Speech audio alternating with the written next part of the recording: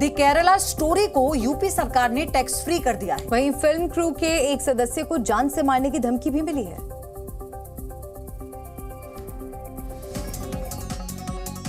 The Kerala story पर विवाद की लहर केरल के किनारों से बंगाल के समंदर तक पहुंच गया है। जी हां, पश्चिम बंगाल सरकार ने इस फिल्म को बैन करने का फैसला किया। Some stars nominated by BJP, funded by BJP, they came to Bengal also, and along with some distorted stories, the concocted stories, they are preparing a film, Bengal Files. If they can prepare the Kashmir Files to condemn the Kashmiri people, what is the fault of the people? We respect each and everybody. That is our constitution. Now they defend the Kerala also, Kerala people also, Kerala state also. कुछ राज्यों में film के विरोध और पश्चिम बंगाल में film के ban पर producer विपुल शाह ने कानूनी एक्शन की बात कही है। वहीं film the Kerala story crew के एक मेंबर को जान से मारने की धमकी मिली है। विवादों के बीच यूपी सरकार ने फिल्म द केरला स्टोरी को टैक्स फ्री कर दिया है।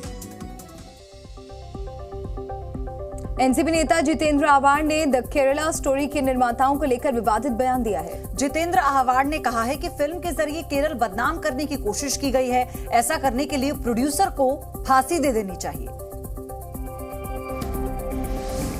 आपण म्हटलं की 32,000 बायकांनी धर्मांतरण केलं आणि काही ISIS मध्ये गेल्या, इथे गेल्या, तिथे गेल्या, तिथे गेल्या। आज त्याचा आकडा येतोय 3। आपल्याला लाजही वाटत नाही। केरळा फाईल्सच्या नावाखाली एका राज्याला तर बदनाम केलंच, पण तिथल्या महिला भगिनींना पण बदनाम केलं। आता आकडा ऑफिशियल येतोय 3, 32,000 कुठे आणि 3 कुठे। हा जो कोण प्रोड्युसर आहे ज्यांनी हे काल्पनिक चित्र उभं केलं त्याला तर भरचौकात फाशी द्यायला पाहिजे। आणि जो कोणी ह्याचा प्रोपगंडा करतायत त्यांना लाजही वाटत नाही।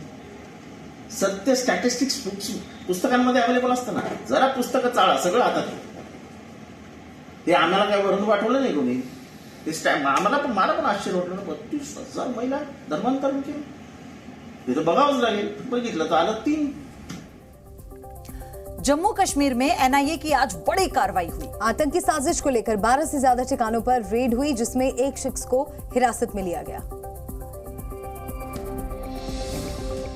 जम्मू कश्मीर में आतंकवादियों की मदद करने वालों पर NIA का शिकंजा कसता जा रहा है। जम्मू कश्मीर के विभिन्न इलाकों में NIA जा रही है। जम्मू कश्मीर के पुंछ, किश्तवाड़, राजौरी, अनंतनाग के अलग अलग इलाकों में आतंकियों के मददगार ओवरग्राउंड वर्कर्स के नेटवर्क की जानकारी मिलने के बाद NIA की छापेमारी हो रही है। सूत्रों के अनुसार उत्तर प्रदेश के रहने वाले एक व्यक्ति को NIA ने पूछताछ के लिए हिरासत में लिया है। पिछले कई महीनों में घाटी में NIA की रेड चल रही है। 4 मई को जम्मू कश्मीर के किश्तवाड़, बारामूला के अलग अलग हिस्सों में NIA ने जमाते इस्लामी और उससे जुड़े आतंकियों की मदद करने वालों के खिलाफ रेड की थी। लगातार आतंकी राजौरी और पुंछ जिले में एक्टिव हैं और तभी से बड़े पैमाने पर NIA कोशिश कर रही है कि OGW नेटवर्क, साथ ही साथ टेरर फंडिंग और आतंकियों को मिलने वाली लॉजिस्टिक सपोर्ट को पूरी तरह से खत्म किया जा सके। 6 अप्रैल को टेरर फंडिंग मामले में कश्मीर के बडगाम में NIA ने खुर्रम परवेज के NGO दफ्तर पर रेड की थी। तो वहीं मार्च के महीने में भी NIA ने आतंकवाद से जुड़े एक मामले में कश्मीर की कई जगहों पर छापेमारी की। श्रद्धा मर्डर केस में दिल्ली की साकेत कोर्ट का बड़ा फैसला आया है। कोर्ट ने आफ्ताब पर हत्या और सबूत मिटाने के आरोप तय किए और अब पूरे मामले की अगली सुनवाई 1 जून को होगी। श्रद्धा वॉलकर हत्याकांड में आरोपी आफ्ताब के खिलाफ कोर्ट ने बड़ा फैसला सुनाया। दिल्ली की साकेत कोर्ट ने आफ्ताब के खिलाफ हत्या और सबूत मिटाने के आरोप तय किए हैं। आफ्ताब पूनावाला पर IPC की धारा 302 और 201 के तहत ये कार्रवाई हुई। कोर्ट में आफ्ताब ने अपने लगाए गए आरोपों को स्वीकार करने से मना कर दिया और ट्रायल कोर्ट जाने की बात कही। अब मामले की अगली सुनवाई 1 जून को होगी। इससे पहले मार्च में हुई सुनवाई के दौरान दिल्ली पुलिस ने कोर्ट में बताया था आफ्ताब ने श्रद्धा की हत्या एक सोची समझी साजिश के तहत की थी। पुलिस ने कोर्ट में बताया कि श्रद्धा और आफ्ताब का लिव इन रिलेशनशिप बिल्कुल सामान्य नहीं था, बल्कि हिंसक था। आफ्ताब पर आरोप है कि उसने 18 मई 2022 में अपनी live in partner Shraddha Volker की गला घोंटकर हत्या की। उसके बाद शरीर के 35 टुकड़े कर फ्रिज में रखे और वो 18 दिन तक रोज रात को शव के टुकड़े जंगल में फेंकने जाता था। दिल्ली पुलिस ने 12 नवंबर 2022 को उसे गिरफ्तार किया था।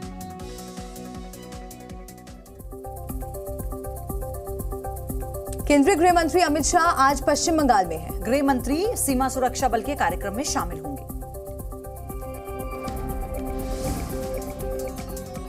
केंद्रीय गृह मंत्री अमित शाह आज बंगाल के अपने एक दिवसीय दौरे पर कोलकाता में हैं। शाह अपनी यात्रा के दौरान land port authority of India और सीमा सुरक्षा बल की विभिन्न विकास परियोजनाओं का शिलान्यास और उद्घाटन करेंगे। भारत और बांग्लादेश के बीच अंतर्राष्ट्रीय सीमा पर स्थित आईसीपी पेट्रापोल दक्षिण एशिया का सबसे बड़ा भूमि बंदरगाह है। ये पश्चिम बंगाल के कोलकाता शहर से लगभग 80 किलोमीटर की दूरी पर स्थित है।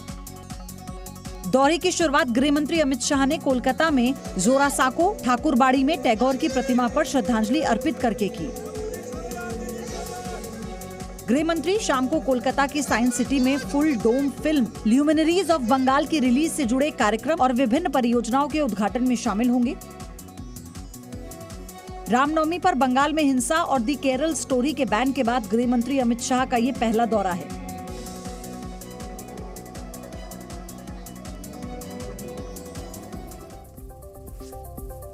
कर्नाटक में मुस्लिमों को 4% आरक्षण रद्द किए जाने के मामले में सुप्रीम कोर्ट ने सुनवाई को 25 जुलाई तक के लिए टाल दिया है। फिलहाल नई नीति के आधार पर नौकरी या दाखिला न देने का अंतरिम आदेश जारी रहेगा। कर्नाटक में मुस्लिम समुदाय के लिए 4% आरक्षण खत्म करने के फैसले के खिलाफ सुप्रीम कोर्ट की सुनवाई 25 जुलाई तक के लिए टल गई है। दरअसल कर्नाटक की मौजूदा सरकार ने पिछली सरकार के फैसले को पलटकर मुसलमानों को दिया जाने वाला 4% आरक्षण खत्म कर दिया था और ये आरक्षण लिंगायत और वोक्कालिगा समुदाय को दिया गया था, जिसके बाद सरकार के इस फैसले को लेकर सुप्रीम कोर्ट में याचिका दी गई और आज इसी मामले पर सुप्रीम कोर्ट में सुनवाई थी। लेकिन कोर्ट ने आज की सुनवाई को 25 जुलाई तक के लिए टाल दिया है और चुनाव प्रचार के दौरान मुस्लिम आरक्षण खत्म करने के फैसले को लेकर सत्ताधारी पार्टी बीजेपी ने खूब दम भरा है। गृह मंत्री अमित शाह ने कहा कि धर्म के नाम पर की गई राजनीति के खिलाफ हमने रोक लगाई, लेकिन कांग्रेस पार्टी कहती है अगर हम सत्ता में आए तो मुस्लिम रिजर्वेशन को वापस लाएंगे। उन्होंने कहा, मैं पूछता हूं कि रिजर्वेशन लाए तो ये किसका रिजर्वेशन काटेंगे।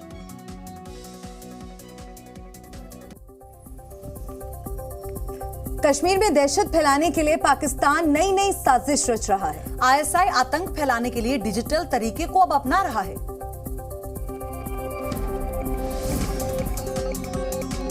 जैसे जैसे दुनिया में टेक्नोलॉजी अपडेट हो रही है, वैसे आईएसआई भी आतंक फैलाने के लिए डिजिटल तरीके को अपना रहा है। खुफिया एजेंसियों के सूत्रों के हवाले से जम्मू कश्मीर में घुसपैठ करने के लिए आईएसआई की बड़ी साजिश का खुलासा हुआ है। सूत्रों के मुताबिक आईएसआई आतंकियों को इनक्रिप्टेड डिजिटल मैप के साथ कश्मीर में दाखिल कराने की साजिश कर रहा है। पिछले कुछ महीनों में मारे गए आतंकियों के पास से इनक्रिप्टेड डिजिटल मैप बरामद हुए हैं। इस डिजिटल मैप में पहले से घुसपैठ के रास्तों की डिटेल दी होती है।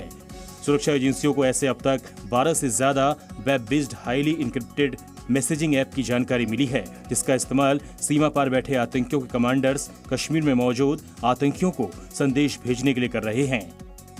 केंद्रीय गृह मंत्रालय इससे पहले 1414 मैसेंजर ऐप को ब्लॉक कर चुकी है, जिसका इस्तेमाल पाकिस्तान से आतंकियों को निर्देश देने के लिए किया जा रहा था। मणिपुर में हुई हिंसा के बाद अब हालात काफी सामान्य हैं और स्थिति को देखते हुए 11 जिलों में कड़ी सुरक्षा के बीच कुछ घंटे के लिए कर्फ्यू में ढील दी गई। वहीं कर्फ्यू में फंसे लोगों को निकालकर उनके घरों तक पहुंचाया जा रहा है।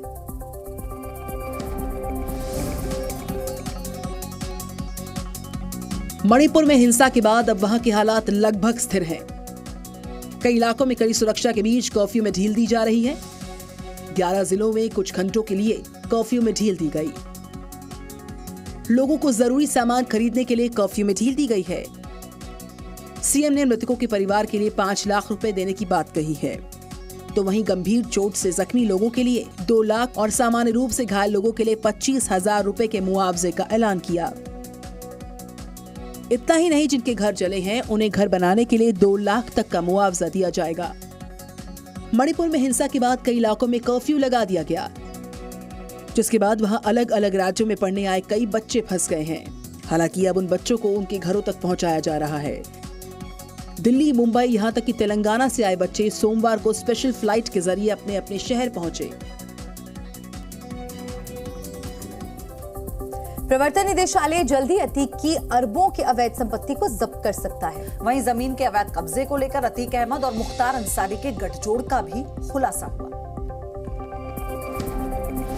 प्रवर्तन निदेशालय ने प्रयागराज, लखनऊ, नोएडा में अतीक अहमद की 100 करोड़ से ज्यादा की बेनामी संपत्ति को पहचाना है। जानकारी के मुताबिक अतीक अहमद की प्रयागराज में 50 करोड़, लखनऊ में 20 करोड़, नोएडा में 30 करोड़ की अवैध संपत्ति की पहचान हुई है। ईडी अतीक की इन अवैध संपत्तियों को मनी लॉन्ड्रिंग कानून के तहत जब्त करने वाली है। अतीक के करीबियों पर ईडी की छापेमारी के दौरान मिले दस्तावेजों और यूपी शिया वक्फ बोर्ड के बयान के बाद अतीक और मुख्तार अंसारी के बीच गठजोड़ का चौंकाने वाला खुलासा हुआ है। बोर्ड के मुताबिक अतीक ने प्रयागराज में इमामबाड़ा गुलाम हैदर की जमीन पर कब्जा करके उसे साल 2013 में माफिया मुख्तार अंसारी की पत्नी की कंस्ट्रक्शन कंपनी को बेचा था। ये एक इमामबाड़ा गुलाम हैदर है जो सिटी में प्रयागराज में था, बहुत पुराना इमामबाड़ा, वफ़ इमामबाड़ा। उस पे अतीक अहमद ने, उसके गुर्गों ने कब्जा करके उसको ध्वस्त करके उसके ऊपर जो है अवैध तरीके से कमर्शियल कॉम्प्लेक्स का निर्माण वो कर रहा था। मध्य प्रदेश के खरगोन में एक बड़ा सड़क हादसा हो गया और इस हादसे में 15 लोगों की मौत हो गई।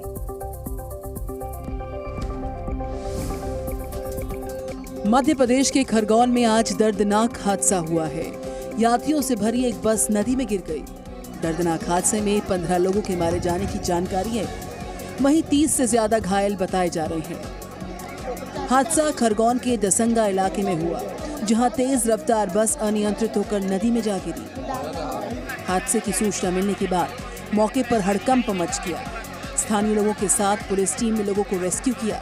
डीएम और एसपी के साथ आला अधिकारी मौके पर आए। फिलहाल घायलों को स्थानीय अस्पताल में भर्ती किया गया है। बताया जा रहा है कि हादसा उस वक्त हुआ जब बस इंदौर की ओर जा रही थी। उसी दौरान दसंगा इलाके में पुल के ऊपर रेलिंग तोड़कर बस नदी में गिर गई। दर्दनाक हादसे में बस के परखच्चे उड़ गए। जांच के आदेश हुए हैं। 4-4 लाख माननीय मुख्यमंत्री जी ने सहायता राशि का कहा है। पूरा इलाज उनका फ्री होगा और घटना की जांच के आदेश दे दिए गए। गाजियाबाद के राजनगर एक्सटेंशन में रोड पर रविवार रात 4 युवकों ने चलती कार पर स्टंट किया। कार में सवार 4 लोगों ने खिड़की से बाहर निकलकर खूब हंगामा किया। बीच सड़क पर हाई वोल्टेज ड्रामा, कार सवार युवकों का स्टंट। बेहद ही खतरनाक स्टंट का वीडियो गाजियाबाद के राजनगर एक्सटेंशन का है। कोई पीसीआर की गाड़ी मौजूद नहीं है। ये स्टंट जहां रात के वक्त 4 युवकों ने एक चलती हुई कार में स्टंट किया। तेज रफ्तार में गाड़ी आगे चल रही थी और लड़के चलती कार के दरवाजे पर लटक कर मस्ती कर रहे हैं। 4 लोगों ने कार के ऊपर जमकर हंगामा किया। एक छोटी सी चूक से बड़ा हादसा हो जाता। रास्ते में चल रहे लोगों ने वीडियो बनाकर सोशल मीडिया पर अपलोड कर दिया। वायरल वीडियो पर पुलिस ने एक्शन लिया है। स्टंट करने के आरोप में पुलिस ने कार सवार का 5,500 रुपए का चालान किया है। गाजियाबाद में अक्सर स्टंट और इस तरह के वीडियो वायरल होते हैं, जिसको लेकर पुलिस ने चौकसी बढ़ा दी है। पुलिस सड़क पर स्टंट करने वालों को गिरफ्तार भी कर चुकी है। और बात इजराइल की। इजराइल ने एक बार फिर से गाजा पर रॉकेट से हमला किया है। इजराइल के इस हमले में 10 लोगों की मौत हो गई है।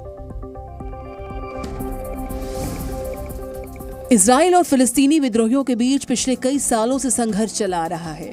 कभी इजराइल की तरफ से रॉकेट दागे जाते हैं तो कभी गाजा की तरफ से रॉकेट दागे जाते हैं। बीती रात सोमवार को भी कुछ ऐसा ही हुआ, जब गाजा पट्टी पर इजराइल ने रॉकेट से ताबड़तोड़ हमला कर दिया। इजरायली सेना की ओर से सोमवार की रात करीब 2 बजे गाजा पट्टी पर रॉकेट दागे गए। ये हमला एक आवासीय अपार्टमेंट को निशाना बनाकर किया गया। विस्फोट इतना तेज हुआ कि उसकी गूंज काफी दूर तक सुनाई पड़ी।